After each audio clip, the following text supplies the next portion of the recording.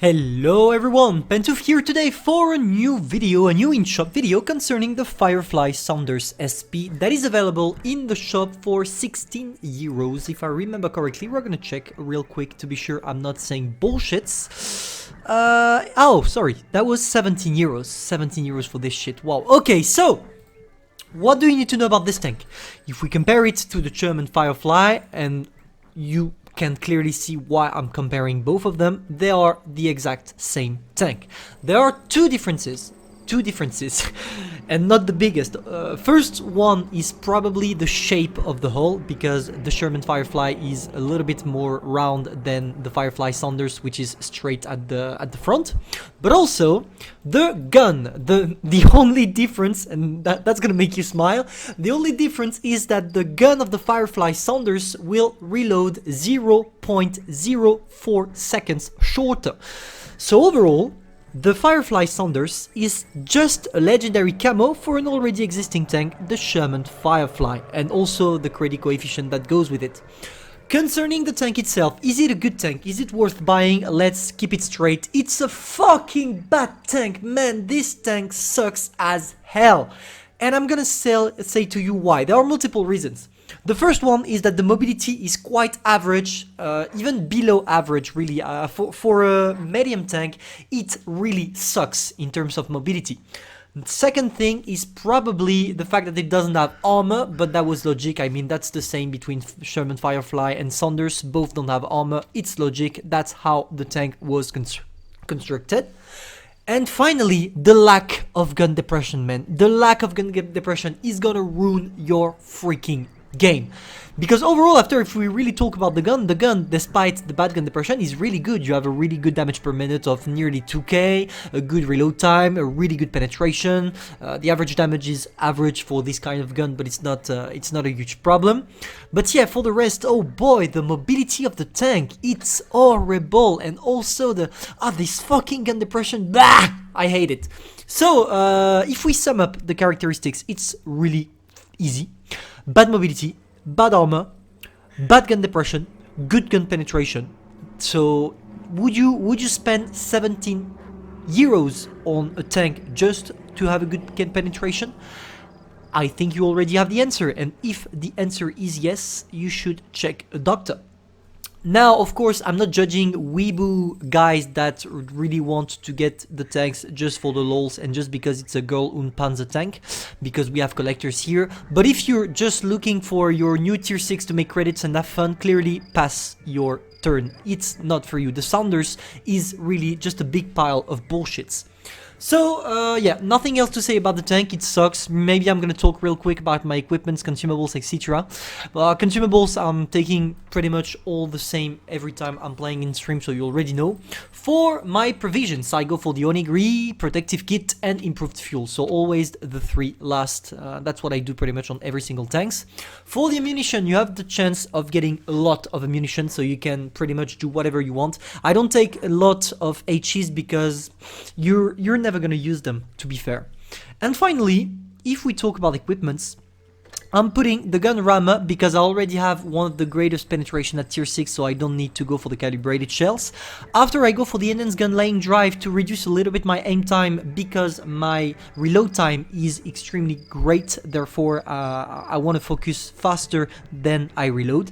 And finally, I go for the refined gun because you're gonna try to snapshot a lot of things with this tank as you're a medium tank. For the vitality, I go for the defense system because I don't ram. After, I go for the improved assembly because I don't need to strengthen the armor because it's already paper. Finally, the toolbox to improve my module repair speed. For the specialization, improved optics because I need to spot because I'm not a tank destroyer. Finally, engine accelerator because overall the mobility sucks, so if I can just increase a little bit the average speed, that could be cool. And finally, the high-end consumable to make my reload time more effective while using adrenaline. So yeah, that's pretty much how I'm playing the tank. Now let's go into the replay. So, we are taking our big pile of shit into the battlefield. What do you need to know? What is the good playstyle to adopt? Personally, as the tank has a bad gun depression, but also a bad armor generally, I have to go to a position where I can do some peekaboo.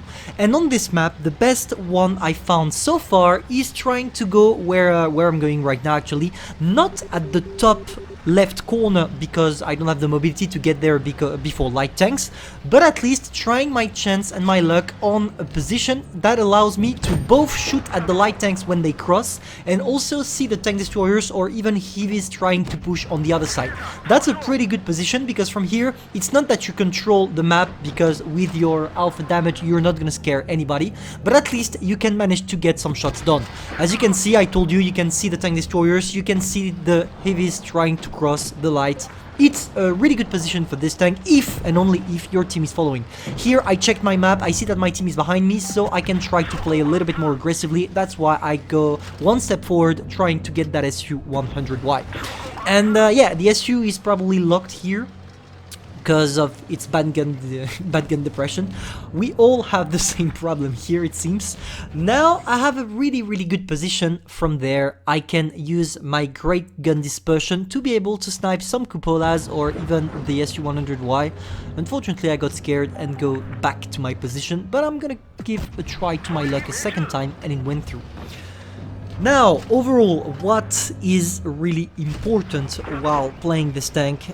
Maybe map awareness. You know you have a weak tank, and as every single weak tanks in this game, if you don't know how to deal regarding positions of enemy tanks, you're gonna get destroyed pretty easily. See, when I told you don't scare anybody, look at this P43 TER, he's trying to bully me by going straight. He knows I don't have the armor to be able to bounce him. But anyway, we're gonna go on him as well. We are for the moment winning, I'm pretty confident about the win there. So yeah, we go in. And look at this gun depression. I'm forced to go on him because if I stay here, I'm so tall, I can't get a shot on the P43 TER. Therefore, I have to expose my tank and take some damage. And that's why I hate this tank. If it had maybe 4 degrees of gun depression more, I would tell you if it's worth it. But here, oh boy, with this gun dispersion, you're not gonna do anything. Anything. But concerning the penetration, as you can see on that KV-1 turret, gun mantlet especially, you can go through like it's butter. 231mm of penetration with a PCRs is just a blessing at tier 6. At least you will not struggle too much penetrating your targets, but is it worth it knowing the tank sucks? I'll let you decide. Clearly not my type, not the kind of tank I like to play. I'm finally blessed that I finished my review because it's gonna take dust in my garage and I'm never gonna play it again. Thank you all for watching, hope you enjoyed. If that's the case, feel free to subscribe, like and share. Join the Discord server because we're gonna have a battle pass giveaway soon. Probably we're gonna give away 4 battle pass if we manage to pass 14,000 subs before Friday, if I remember correctly. Anyway, see you soon, probably tonight in stream.